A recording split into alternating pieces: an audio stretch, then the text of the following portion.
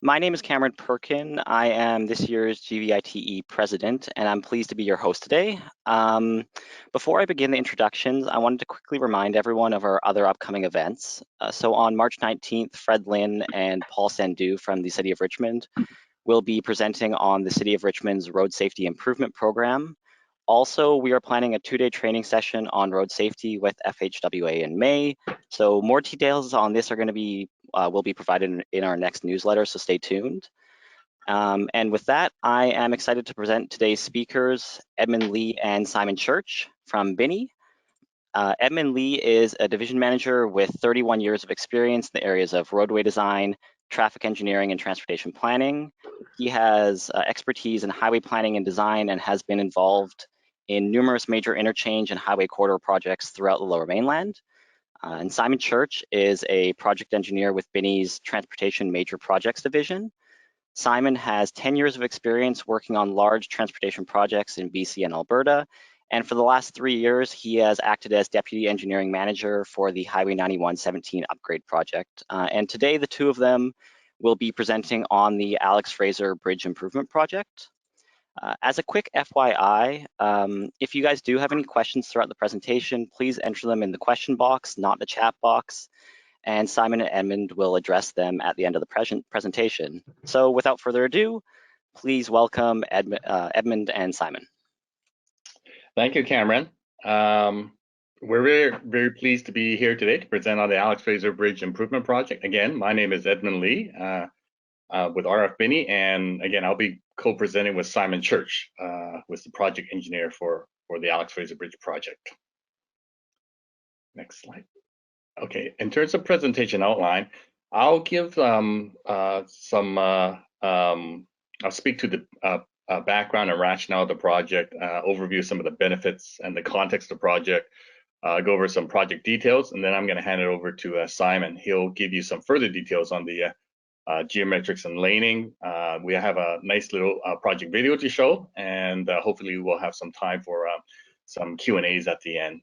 On this image here, I just want to, that's a drone photo that shows the delivery of the barrier transfer machine, otherwise known as a zipper vehicle. So it was assembled and transported in California and driven up here, and you can see that the large crane taking it off the semi-trailer, and you can see the Alex Fraser Bridge in the background. So that's a nice shot during the delivery of the machine there. Next slide. So in terms of project background, the project was announced in January 2017 by the Ministry of Transportation. The scope along the Alex Fraser and Highway 99 included adding a 7th lane to the bridge, installing a movable barrier system to allow counterflow across the bridge. It also involved some widening along Highway 91 to accommodate the additional lane. We also installed a new traffic signal at the Nordell interchange on the south side to control northbound traffic crossing the bridge in the northbound direction. The project also includes what we call the Fraser River Advanced Traveler Information System, otherwise known as FRADIS. What that involved was the installation of 13 new dynamic message signs throughout the Lower Mainland to advise at key decision points on the various Fraser River crossings in terms of which route would have delays, and it gives route choices for motorists. So that component also included the installation of some 28 Bluetooth detector stations to detect delays along the various routes, as well as installation of 21 new cameras, CCTV cameras, throughout the Lower Mainland. And we're pleased to let you know that the FRADIS system just went live this morning. And so if you're driving around the Lower Mainland, searching for deciding which Fraser River crossing to take, that system has gone live as of this morning. So we're pleased to announce that. And the total project cost for the Alex Fraser Bridge improvements was in the order of just over 70 million, of which about 50% was federal funded. Okay, so this just gives you an indication of kind of project location context along the Fraser River. So Outlined in red is the location, the Alex Fraser Bridge, and we have the George Massey Tunnel to the west. To the east, we have Patella Bridge and the Port Manor Bridge further to the east. So these are the four major Fraser River crossings connecting the Lower Mainland to Surrey Delta. Next slide. So in terms of the project rationale, there's approximately 120,000 plus vehicles per day using the Alex Fraser Bridge. And prior to the project, was experiencing upwards of 3 kilometers of vehicle queues during the rush hour. And what we found was that over the last 2 years, traffic has increased about 10% over a 2-year period. And so what these two images shows, these are Google heat map images of the pre-existing condition, what we call. So before the improvement project. So the image on the left is the AM peak, and so the peak direction would be northbound. So as you can see, there's a lot of red and a lot of queuing that used to occur before the Alex Fraser Bridge improvement project. And the other image on the right-hand side is a PM peak. Peak direction would be southbound. And again, lots of queues waiting to cross the bridge prior to the improvement project. Next slide. So in terms of project benefits, obviously we have shorter commute times now with the Alex Fraser Bridge 7-lane movable barrier system. So in the afternoon southbound direction, the peak direction, there's about 20 minutes time savings as a result of the project. And in the northbound AM peak, about 10 minutes. And what we've also found is that as we expected, the new traffic signal that we put at the Nordell interchange does help to regulate the traffic crossing the Fraser River, the Alex Fraser Bridge in the AM peak northbound direction. And so these two images here are Vism traffic micro simulation images of the Cliveden interchange at the north end of the Alex Fraser Bridge. So we did a lot of traffic modeling ahead of the actual project and implementation and building a business case. And so the image on the left shows the pre-existing queuing in the southbound direction during the PM peak. So as you can see, lots of queuing, and I'll get to why it was queuing. But again, southbound in the afternoon was a lot of congestion and queuing. So the image on the right shows with the project, the micro simulation traffic showed that there was we were expecting that basically significantly reduce, if not eliminate, the queues altogether. And that's what we actually found after post-implementation, that it did in fact reduce, was significantly reduce or in the beginning completely eliminate the queuing in the southbound direction. Next slide. So just a project context. The red bubble basically shows the extent of the Alex Fraser Bridge project. So it includes the Nordell interchange on the south end, the bridge itself, as well as the Cliveden interchange on the north end. So that's shown in the red bubble. The blue bubble is another project that Simon and I are working on as the owner's engineer. That's the Highway 9117 project, and that represents the construction of 4 new interchanges, one major rehab and 3 new interchanges at a major confluence of Highway 91, 17, and 91C. So that's an active project that we're currently working on. The green bubble shows the 72nd Avenue interchange project, which was completed probably about 2 years ago. It involved the grade separation or the interchange construction of previously at grade T intersection. So that significantly improved travel along the 91 corridor as well. And so all these projects kind of form a system in this general area, of which we're proud to say Binny was the basically the lead consultant in all 3 projects here. Next slide. So the Fraser River Advanced Traveler Information System, again, it involved the installation of some 13 dynamic message signs throughout the Lower Mainland again, to give travel time or travel delay information and route choices for motorists. So the image on the left just shows the locations of these 13 new dynamic message signs to supplement the existing ones, and kind of its proximity to the Alex Fraser Bridge itself. So the image on the right gives you a typical ground view of one of the dynamic message signs, and that particular location on the right is along the SFPR or Highway 17 corridor. Next slide. Okay, so in terms of project details, the concept design behind the laning and changes that we have done on the project. So the image on the well, both images show the Cliveden interchange at the north end of the Alex Fraser Bridge. So the image on the left is again, I'll call it the pre-existing conditions, so before the project. So what the laning was, and let's choose the southbound direction here. We had 2 lanes coming from Highway 91 eastbound, and we had 2 lanes coming from the Queensboro Bridge. So 2 plus 2 makes 4 lanes. However, there was a merge just before the Cliveden on-ramp. So these were high volume corridors, and the 4 lanes had to merge down to 3. So that caused a lot of congestion. And what was further exacerbated was, because of that, a lot of traffic would rat run. It would rat run off to Cliveden and try to get back on. So that added a further merge, high volume merge point. And so there was just massive queuing prior to the project in the southbound direction in the PMP.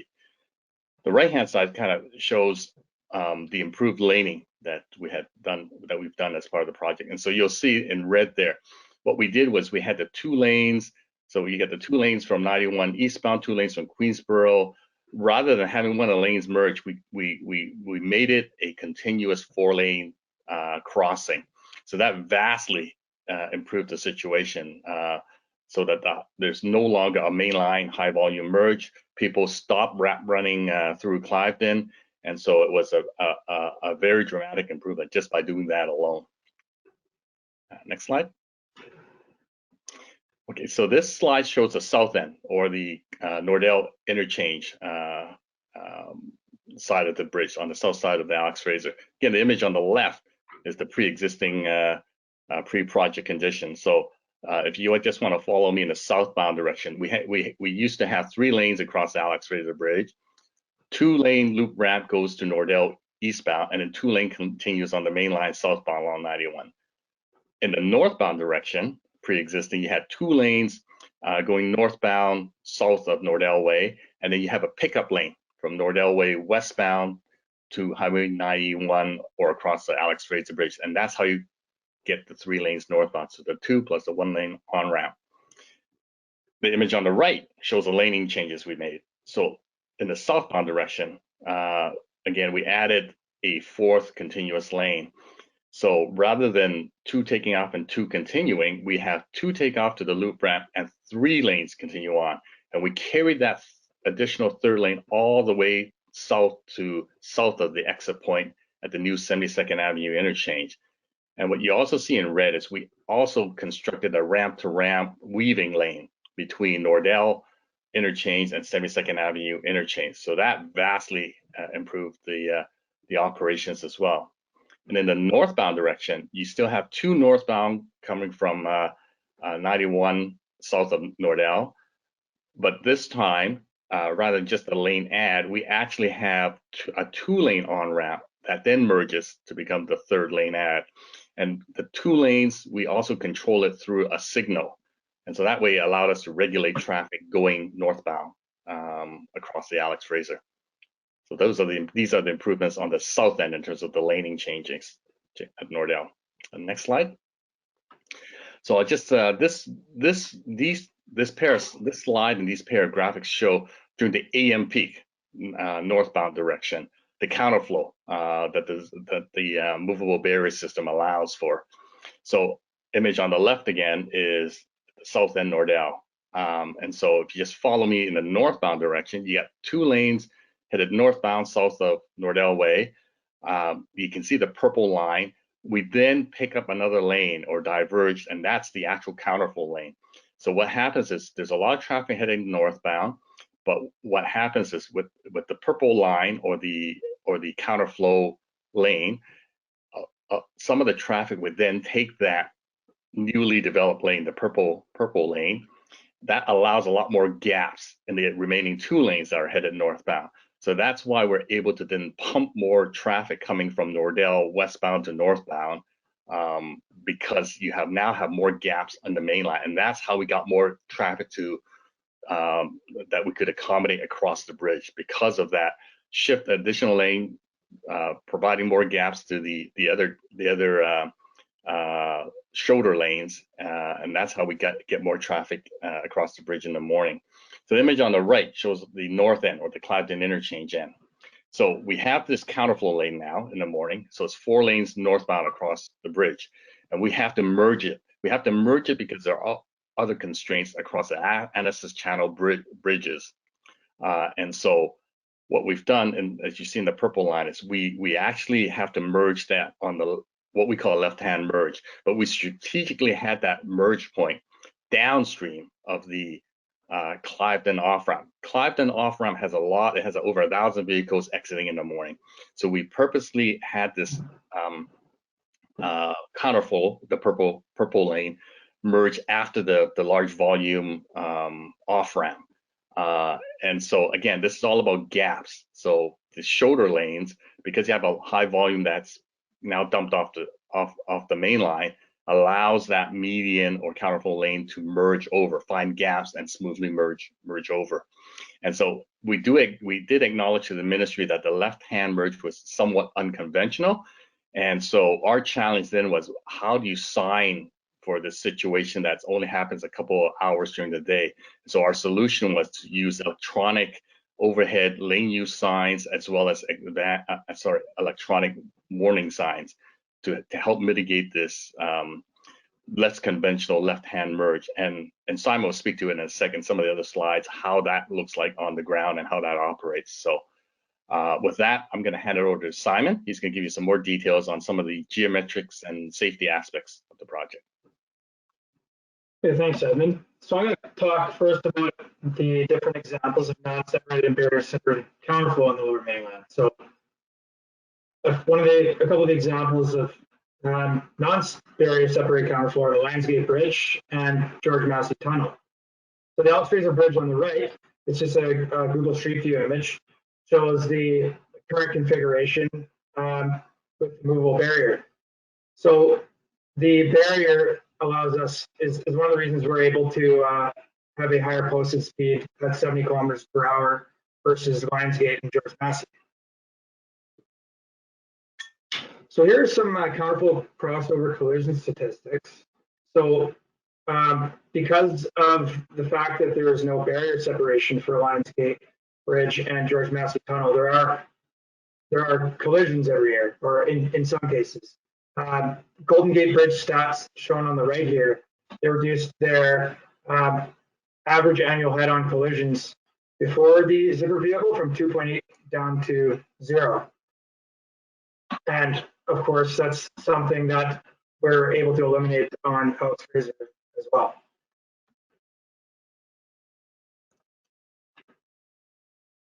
So here's a slide showing what's called the steel reactive tension system, also known as the movable barrier.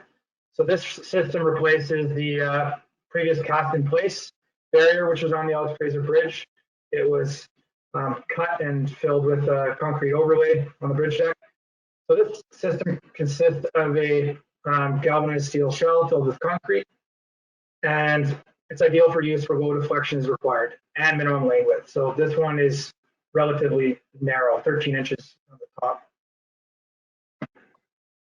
So this slide's showing some of the evolution of the movable barrier as the years have gone on. So it's evolved from 24-inch barrier, concrete barrier, and over to now a 13-inch barrier, which we're using on Alex Fraser. So each of these have been tested for NCHRP 350 test level 3, as well as MASH. So this slide, we're showing some typical cross sections and posted speeds of some example projects. which we referenced in developing the concept for Alex Fraser. So this was done in consultation with Lindsay, the manufacturer of the zipper vehicle. So most of the examples of the movable barrier counterflow systems are in the United States, with some other locations as well. The Alex Fraser example is only the second example of a movable barrier counterflow system in Canada, with the other one being in Montreal. So you can see Coronado Bridge, Tappan Zee, Walt Whitman, and Golden Gate. So Tappan Zee and Walt Whitman in the middle here are the most similar to Alex Fraser, with a 4 and 3 and 3 and 4 lane configuration, and no inside or no shoulders rather, and also using similar lane widths to Alex Fraser and the same posted speed at 70 kilometers per hour. So typical cross sections shown here. Some of the examples we just showed you. Tappan Zee on the right and Walt Whitman on the bottom being the most similar to Alex Fraser as far as the configuration, the posted speed, and the lane widths. So we definitely looked at these example projects in developing the Alex Fraser concept, since they've been in service for something like 10 years or something like that. So a couple of Google Street View images here. This is Coronado Bridge on the left and Tappan Zee Bridge on the right, and Walt Whitman on the left, and the iconic Golden Gate Bridge on the right. So Golden Gate has a bit more of a different lane configuration than Alex Fraser. So like I said, we rely mostly on Walt Whitman and Tappan Zee.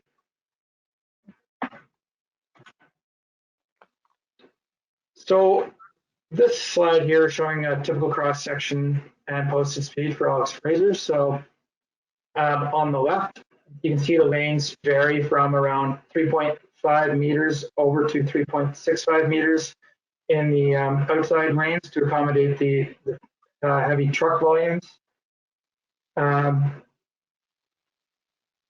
a bit reduced lane width in the center lane.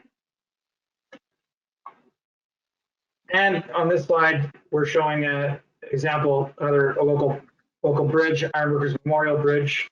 You can see that the cross section shows a lane width of around between 3.35 up to 3.45 meters, and no inside or outside shoulders. So something that we looked at when developing the concept and confirming the posted speed of 70 kilometers per hour. So again, Ironworkers using a posted speed of 70 kilometers per hour with slightly reduced lane widths versus Alex Fraser.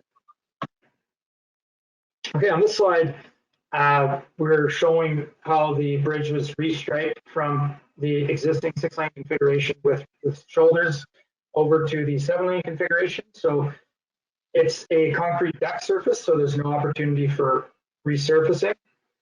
We use hydroblasting to eradicate the existing Alex Fraser Bridge paint lines. So you can see, if you look there, you can see that the hydroblasting worked quite well to reduce the effects of scarring. And more prominently, you can see the new highly reflective pavement markings there. And as part of the project, we also completed a number of drainage improvements, including 20 new deck drains along the main span, drainage designed for climate resilience under future storm events, and you can see some new piping and scaffolding here in the photo. As part of the project, we also improved pedestrian and cycling connections at both ends of the bridge, and we did widening along the main span at pinch points to accommodate cyclists. So here we're looking at some geometric and safety details. So this shows the AMP counterflow median lane merge, and this is at Cliveden. So if you're going from south to north, you can see some advisory signs which warn motorists to move over because of the left-hand merge condition. And as you continue northbound, the lane control signals, there's the arrow boards which advise motorists to shift over, and eventually there's an X for the lane being closed. And it's a similar condition for motorists traveling southbound in the AM peak. And this is an actual photo of the left-hand merge electronic warning sign on the left. And on the right is some of the lane control signals which were implemented. And now we're going to show a project video. Just going to do it off YouTube, and I believe Edmund's going to narrate. Okay. Yeah. So this is a video developed for the public to sort of let them know how the project works before it was implemented. Okay, I'm gonna have to narrate because we couldn't get the audio to work properly. But yeah, here's a aerial view of the Alex Fraser, and then we're gonna go from south to north. The simulation shown is basically AM peak. So you're heading northbound. You'll notice the 2 lanes northbound along 91 that I spoke of, warning that there's 4 lanes open ahead. So you can see on the left-hand side the counterflow lane or additional lane, the 4th lane being developed. The right-hand side has a 2-lane on-ramp that then becomes a lane add on the shoulder lane.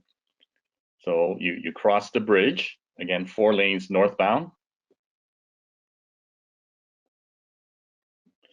And then you'll see here the 4 northbound, 3 southbound, just highlighting AM peak counterflow. And here's a sample of the zipper vehicle as it zips from left to right.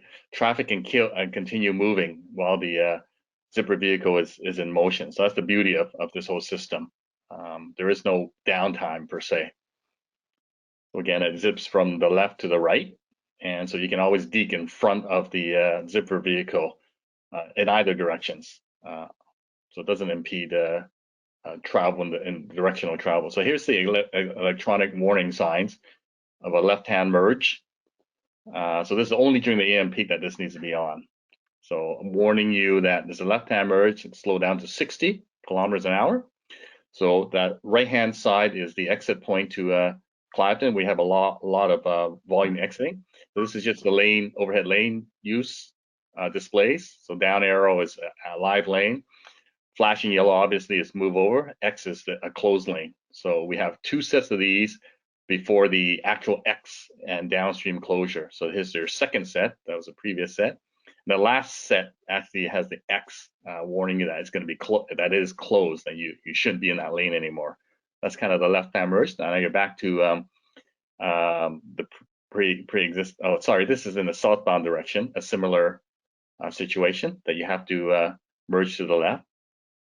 So, and then again, the X at the actual structure, and you have to go to the right by that point. So we have a grace area, so to speak, that if you miss it, that you still can have some last minute room to move over past the X. So yeah, that's kind of the AM peak operation, like how the counterflow works. Over to you, Simon. Thanks. Okay, so we did receive a lot of positive public feedback following opening of the bridge. You can see here, so maybe in the center, drivers take the internet with praise for Alex Fraser Bridge. So a lot of people are claiming and kind of validating some of the numbers that were shown earlier in the presentation of travel time savings of total around 30 minutes. So that's been validated since opening the bridge. And yeah, overall, it's been well received. And now we're going to open the floor to questions. Thank you.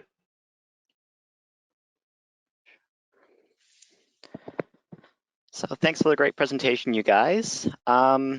So while I give people a few minutes to start typing up some questions, I guess I'll start off with one of my own. What was the cost-benefit ratio for this project? Okay, I'll try to answer that. I'm just trying to base on my memory, so I might be a little bit off. I think David Chang from the ministry might be on the line. He can correct me if I'm a little bit off. I believe it was a very high cost-benefit ratio. I believe it was in the order of 7 or so for the overall project, and that's a very huge CB ratio. We also did a sensitivity test of obviously one of the main costs is the movable barrier system itself. That's in the tens of millions, and so it could be argued would it make more sense just to keep a permanent 4 southbound, 3 northbound, And so we did a sensitivity test of just the benefits of the AM peak to kind of justify the purchase of the movable barrier system. And that in itself, just even the AM peak benefits, we had a cost to benefit, I think around 3. So it was a very high, and then when you take the blended, including allowing for 4 lanes southbound for, the vast majority of the time, especially in the PM peak, I think the cost benefit was in the range of 7 or so for a total. Yeah. Cool. So it was a good project to do then. Okay, so we do have one question from Manveer Sohi. He asked, how was the travel time savings calculated for this project? Okay, so the travel time savings would have been before and after. So we did micro simulation of when we were doing the business case. We did this all through Vism micro simulation. So we had a calibrated existing model, and then we had developed a new laning model with the similar demands that we knew. And that's how we calculated the anticipated savings. So kind of a before and after with the laning and counterflow improvements. And I'm not sure if Jonathan Ho is on the line here, but I know Jonathan is also from Binny. Jonathan is doing a post project study on behalf of the ministry. I don't want to put him on the spot if it's not shareable yet, but my understanding basically is what we had envisaged as part of the business case basically has materialized in terms of the post project study. So yeah, that's my understanding. We were pretty accurate when we were doing our pre-implementation business case, that it seemed to have manifested itself in what we had predicted. Yeah. Awesome, that's good to hear. In the same vein, one more question from Clark Lim. He asked, how are travel times actually being monitored, and what was your methodology for that?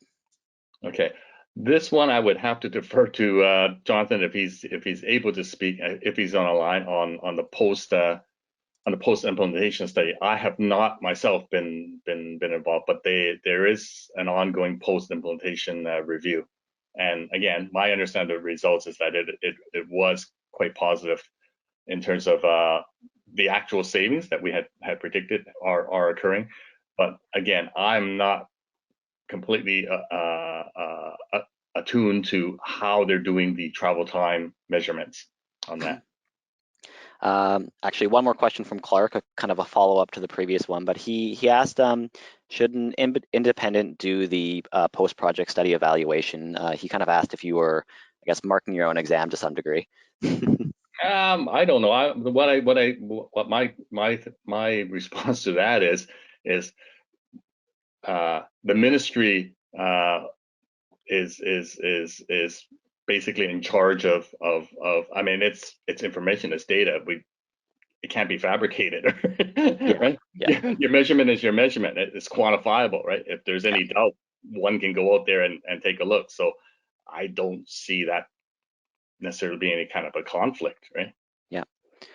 I guess maybe a quick question for myself, and I'm not sure if I missed this, but with the movable barrier system, was that all tested to kind of meet the same crash standards as kind of like a standard barrier system, or because I know it was a lot narrower, is there any kind of like trade-off you're having between it being so much more narrow compared to a standard system? I'll turn that over to Simon.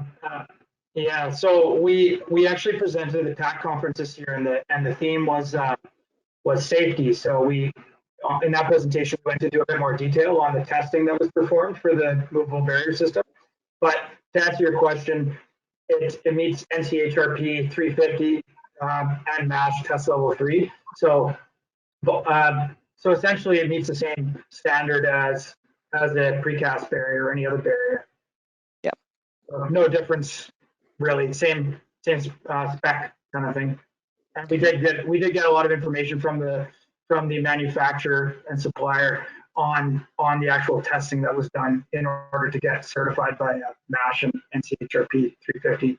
Yeah, and I'll add to that that prior to purchasing the product, we had run all the specs and the testing, MASH testing, through the Ministry Transportation Victoria headquarters, and so they were pretty keen on making sure it's it being a future recognized product and meeting all specs. So yeah.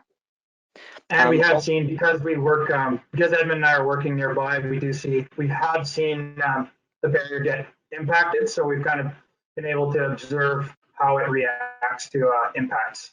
Yeah. So it's, yeah. Yeah. Also, as a quick follow-up to your guys' previous question, Jonathan did respond. He said that we're using mobile phone data to monitor the before and after travel time savings, and the data came from a third party, and we are mainly relaying the results to MOTI, and that Binny isn't doing too much of the actual analysis themselves. So it seems like it should not be too much of a conflict of interest. Okay, so another question from Denny Leung. First off, he wanted to congratulate you guys on the great presentation. And he said that he understands that posted speed is needed to be 70 kilometers per hour due to the reduced lane widths and limited shoulder, like the second narrows bridge. What are the operating speeds like? How is it being monitored or enforced? And then looking forward to seeing the after study. So I guess I partially just answered that question. Yeah, I would say it's like any other bridge or facility, right? There will be a tendency for people to want to overdrive, right? But at the same time, we were very careful when we made a recommendation on the posted speed. So again, we base this, as Simon had highlighted, on actual case studies, other places, mainly in the U.S. that have this system, and also local examples of iron workers, right? And so that's how we came up with the posted speed, right? Do people overdrive? Just my own personal observation, because I use it basically quite regularly. There is a tendency for people to overdrive. We will acknowledge that, right? Like every other facility, right? In terms of enforcement, same issue with all the other major crossings, including Port Mann Bridge, which is fairly new, right? BC for the major crossings does not have the full shoulders across the major structures, right? So you also have the same enforcement issue on kind of the more newer bridges with that do have still a remaining shoulder. You can't pull somebody off on, let's say, a 1 meter shoulder, right? So So enforcement always is an issue on the major crossings, regardless if you have, in our case, no shoulder versus, some of the newer crossings that have, a shoulder, but albeit, not the full width shoulder to pull, right? So. So we have another question from Borg Chan. He asked, are any temporary traffic management plans required when constructing the movable barrier? When constructing movement, the way they did it, and Simon can elaborate as well, and David even if he wants to, because I know he was on site a lot of evenings watching them put this in, right?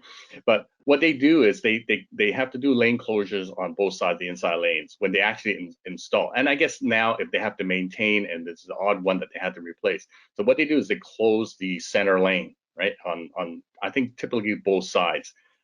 Park the buffer vehicle, flashing arrow, and the way these are prefabricated pieces, and in fact the way they lower it in, it actually is quite fast. I've seen videos of it. They take the old one off on a flatbed with a small crane. They put the new one in place, and just manually a couple of kind of burly folks take what's basically a large crowbar, lift it up slightly, shimmy it in place, drop the steel pin, hammer it in, and there you go. And then it's all interlocking, right? And so it's not as arduous as one would have thought. It's actually fairly quick how they do it. So do they need link? Absolutely do, but it's quite fast, and they'll do it at night, right? Unless it's an emergency, then that's different. Then they'll have to do it the daytime. But generally, any replacement, they do it at night. Quite often, it's kind of because of a collision. It quite often than not, it's just needs to be repositioned, and they can simply do that even as long as it hasn't dislodged from the pin and it's still interlocking. They just drive the zipper truck once one pass through. It takes a bit under 20 minutes, and it's repositioned. So it's fairly low maintenance from the perspective of having to replace a piece or reposition a piece. Right? Rahim Dilger asked, have there been any major incidents since the installation of the barrier system and the other upgrades in the area? I would say there's, yes, we didn't share the video here, but there is a video that went around. We saw it of a crash at over 130 kilometers an hour, and the movable barrier, let's say, barely budged, and it stayed in place. This was a YouTube video that kind of went around a couple of weeks ago. Right? So, I'll let Simon speak to it. I should have pulled that one up, maybe. So yeah, we actually have physical evidence or at least visual evidence of an actual crash at over 130 kilometers an hour, right? And it held in place. Right? Yeah. So that's good news. That means it's working well. So, last question for you from Manfur Sohi. He asked, is the business case documentation available for the project? I'm not sure. That's probably a ministry question. Yeah, we have a project website. There's a lot of the information we present today is on the project website. I don't recall if that is or is not available on the project website. But that's kind of, that's more of a ministry transportation question, right? Yeah. And actually, we just got one more question from, I hope I'm pronouncing the name right, Ioana Rontu. And she asked, what kind of regular maintenance is required to upkeep the zipper system? I think the machines do. I don't know the ins and outs of the maintenance, but the machine does require maintenance, and I think as part of the contract in purchasing these machines from Lindsay includes, I think, the first couple of years of warranty maintenance, and then I think they have options to renew and whatnot. But it's like any, these machines are. Simon and I had the pleasure of going into one of the machines and riding. They wouldn't let us drive it, but we did go in, right? And it is a very complicated, complex machine, has a lot of moving parts, hydraulics and whatnot. So I would say my understanding of the maintenance regime is the vehicles themselves do require maintenance, but at the same time, it is serving a very critical function, and user benefits and motorists are getting a lot out of the system, right? With this added link and the safety feature, right? Yeah. And just to add to Edmund's comment there, there's two zipper machines. So that's kind of part of the maintenance regime. There's two of these zipper vehicles, and one of them is just stored nearby the in-service one. And if there's, if there's a need to service it, they just kind of switch them out. Oh, okay. Yep. Kind of a follow-up question to that one from Vasily Lisovisky. It was asked, what is the expected lifespan for such a system? I think the machines, okay, my understanding, the machine and from the suppliers, they have some of these machines that have been running 15 years plus, right? So it's all a matter of how much you maintain, right? I mean, so we also purchase spare barrier pieces in the event that some of them are damaged and need to be replaced. That was part of the contract. So the ministry has a storage facility of spare barrier pieces, a sufficient amount. So yeah, that one it's all a matter of how much you maintain, right? And the fact that as Simon says, we have two machines that you split the wear and tear between the two machines, right?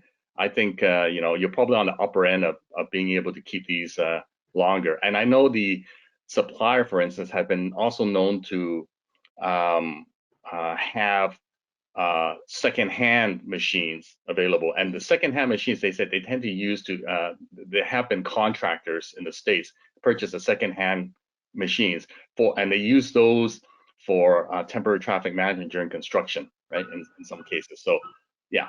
So I think these machines can have 15 plus years life. Again, it depends on how you maintain, right? Yep. Yep. Okay, and our last question from Julio Wong. Were there any problems with the zipper lane during the recent snowfall? Not that I'm aware of. I don't think so, right? I mean, granted, we haven't had a major one. So I'll let Simon maybe speak to a little bit. The way this machine works is all hydraulics and whatnot in the guts of the machine. What it actually does is it actually lifts the interlocking pieces up, and it goes through a conveyor belt system from left to right, and then it places it back down. I don't want to say gently places it down, but it's not a sliding along the surface. It actually lifts up, goes on a conveyor, and then places back down. And it actually has rubber feet at the bottom of the barrier pieces. So it's not like it's concrete sitting on. It's not like steel shell and concrete sitting right against the concrete deck surface. It's actually rubber feet at the bottom. So that's kind of how the system works, right? It lifts up, transfers, and places back down. And it's got rubber. I don't know, Simon, you got anything else to add?